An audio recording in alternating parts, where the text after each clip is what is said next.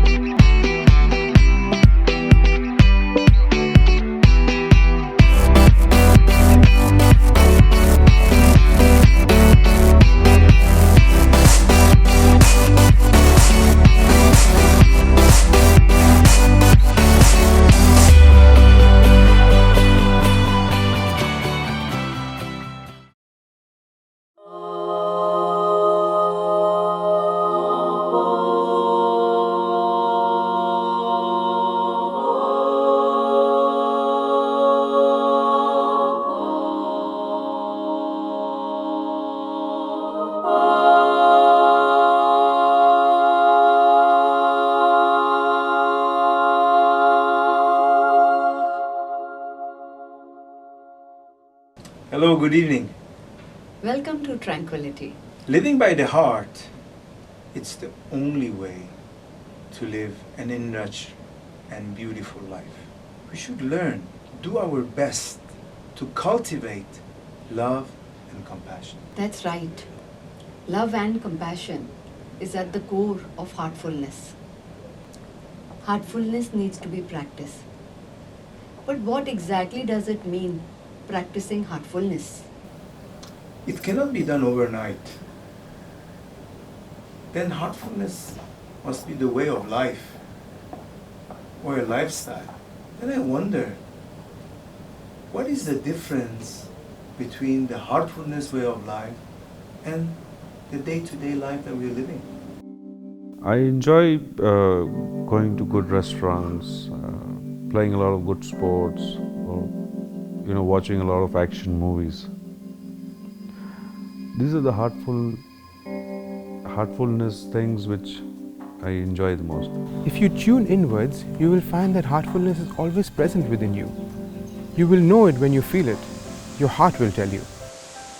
How to deal with incessant thoughts that disturb our minds. In our day-to-day lives, we have to deal with multiple problems that often create stress, fear, insecurity, distress, rivalry, and so many unwanted disturbances in us. It seems almost impossible to keep ourselves free from such things. In spite of our best efforts, this modern-day lifestyle leaves us, many a times, with uncontrolled thoughts and a disturbed mind. We feel a profound need for peace and calm at such times. We may also lack the capacity to regulate our thoughts and subsequent actions. For many of us, the mind can be compared to a pendulum, which, if not regulated, puts the clock out of order. Likewise, we too require a well-regulated movement of the mind. In general, we try to control the mind using restraint and force. That doesn't work in the long run. The mind only rebels further and with equal strength. Regulation of the mind is possible through proper heartfulness meditation practice. The appropriate method is considered to be that of meditating while staying unmindful of uprising thoughts. We may even try treating these unwanted thoughts as if they were uninvited guests, ignoring them as far as possible. Unwanted thoughts will then cease to trouble us. Regular meditation will certainly make the mind peaceful. We also begin to develop a better capacity to concentrate due to sustained meditation practice. And so, the more we practice, the more we find that the simple act of meditating every day results in a calmer, sharper, and focused mind. When we are concerned about others and working towards their welfare, I believe that's a state of heartfulness. That's a good point. You see, after all, the ego would like to have a full control and dominance. The most simple pleasure of life, it is heartfulness, but the moment comes when you want to fulfill your desires. That's when your ego talks. Now let's see, what are those moments of heartfulness in our lives?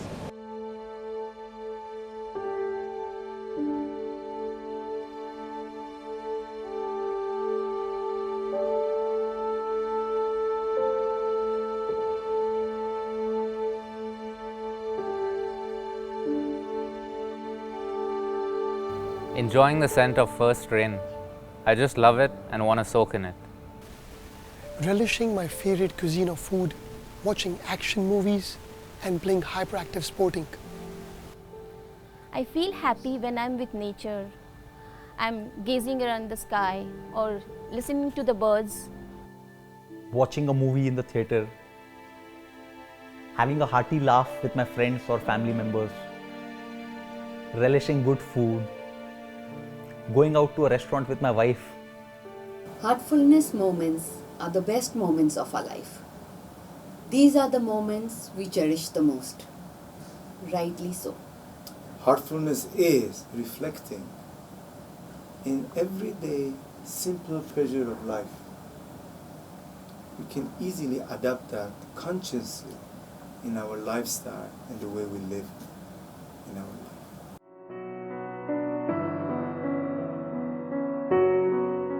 I would say that my approach to life has changed. Earlier I was doing things mechanically, where I was just doing it and I was not conscious of what I was doing. Now, even though I am just doing simple things like I am eating something or I am just doing some household work, I try to do it as consciously as possible, and I see that the quality of the work and the joy of doing it is much more greater. Now when I eat my food, I eat it very slowly and enjoy it. But earlier, I would be so rushed. We should always remember that we are full-fledged human beings. And we should aspire to become more and more of human beings. Gradually, we should live by the heart in our day-to-day life. The heart with all its joys, with all its happiness, with all its compassion. Family, work, society, life in general provide you with a big test to improve yourself. You should treat your family, friends, and the whole of humanity with love. Your attitude should be gentle. Your speech should be soft and loving. When we are doing things just to reach the end result, then we are not living by the heart. When we enjoy the process and are one with it, then the heart is at play. True indeed. The ego looks forward for not to be at the moment but beyond the moment, as the heart is always at the moment. So let's look now for not so heartful moments in our lives. Any moment which is not all-inclusive is not a heartful moment. Where a husband and wife are on the dinner table but not really sharing the time together. They're on their phone all the times, like most husband and wives are nowadays. That's not really a heartful moment. I guess mind is always either in the past or in the future. It's either thinking about why certain things happened in a certain way in the past or what will happen in the future. Heart is nowhere in the equation when you're in your mind. Reactive fights and arguments at the workplace. I guess the mind has a lot to do with that. It wants to prove a point and to be right. The heart has nothing to do with it. I feel that I'm living within the confines of prison when I'm living by my mind. As if the four walls of time, they are like a prison. When we are physically present somewhere and the mind is elsewhere, that's not a moment of heartfulness. Look at so many houses, sometimes even us. The family is together, everybody is busy on their cell phones or social media. Distracted in listening and poor concentration and attention. That's not heartfulness. Definitely not. Anything which is not genuine cannot be real, cannot be heartfulness. Because the heart is very pure and real. Fake smile. You say what you don't mean. You mean what you don't say. Polite courtesy, which you don't mean it in your heart.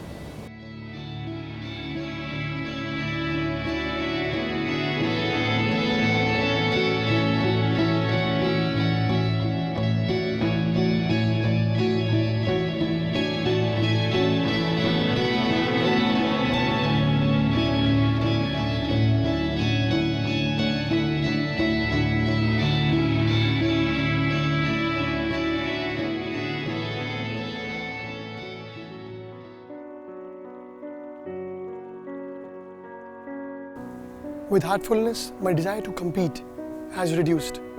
I feel more oneness, more in calm. So nowadays when I get back from the office and lying down in bed at night, my mind is not hither-thither. I'm one with myself. I sleep really well. I was always worried about my future. I used to think about this problem, that problem, about the solutions, which never even came in my life. Heartfulness gives us the courage to face the challenges of life cheerfully. Heartfulness helps us a lot as well in our workplace. Brings more concentration, more focus on our work, improve our relationships with our colleagues. Let us see what we have to say and let us share experiences in our workplace with living heartfully. Living heartfully has definitely aided me in my decision making. Sometimes the reality is viewed through the lens of my mind, which is too myopic. It has made me a better team player. I have realized each member in the team has a special role to play and everyone contributes to the team. At the end of the day, it is more than the egoistic ambitions I hold. It is more to do with the project, the success of the project. How do I know I am changing as I do my meditation practice day after day? The heartfulness approach creates a deep and lasting change that is interesting to observe and record. There are several tools to monitor change. The easiest one to use is the personal journal. Let us note down all that we observe in our personal journal, from what happens during the practice to all that is related to it. Dreams, specific ideas or thoughts that come up, revelations, inspirations, all that we find important. When we read our personal diary, after a while, we may notice that we have changed. We do need to be patient though. Deep change can take time to manifest, just like all other transformation. When we read our diaries after a long period of time, we are often surprised to see the distance covered, how we have changed, how much we have discovered since, and how much our approach to life has changed. No matter how much we want to change, it is in our best interest to be gentle and kind towards ourselves in this matter. Heartfulness meditation is a natural process, allowing change to blossom from within. To focus on a negative tendency and expect for it to disappear right away might be counterproductive. Where focus goes, energy flows, so it is often in letting go that we allow the real change to happen. Writing in the diary and letting it rest there is a good way to shift focus from many unwanted things in life. We also need to be open-hearted. Let us not expect change in any specific area only. We could be surprised to see where change happens. We may experience change in a trait we were not even aware that we had. Our family and close friends are often the best witnesses to our change. Haven't so many of us chosen to start meditation after we saw the effects it had on our near and dear ones? Heartful living is the best way of life, as it is rooted in the very essence of life. It returns you home, a home which is lovely, vibrant, full of love. Living heartfully helps us evolve as a human being. But yet, we are struggling to live heartfully. But we do sometimes get this glimpse of heartful living. Why are we not able to make this a permanent way of life? Why do we struggle with it? We will discuss this in the next episode. Good night and be well. See you same day, same time next week.